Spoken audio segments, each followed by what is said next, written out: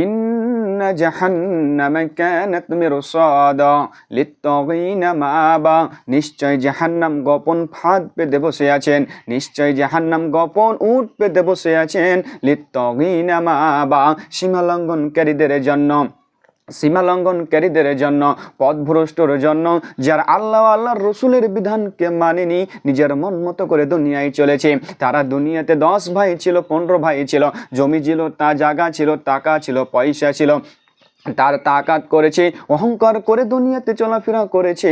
তারা মানুষকে মানুষ মনে করেনি, মানুষকে মানুষ মনে করেনি, তারা অহংকার বশত চলেছে। আল্লাহ তাকে ধন দিয়েছে, সম্পদ দিয়েছে, সেইগুলোর প্রতি তারা আকৃষ্ট ছিল। জীবনে মসজিদ চিনেনি, জীবনে মসজিদ চিনেনি, রমজান মাসে সিয়াম পালন করেনি, বিভিন্ন দিক থেকে তারা বিমুখ ছিল। আল্লাহ রাব্বুল আলামিন তাদের ব্যাপারে বলছেন, ইন্না জাহান্নাম কানাত মিরসাদা লিত্তাগিনা মাআবা লাবিসিনা ফিহা আহকাবা।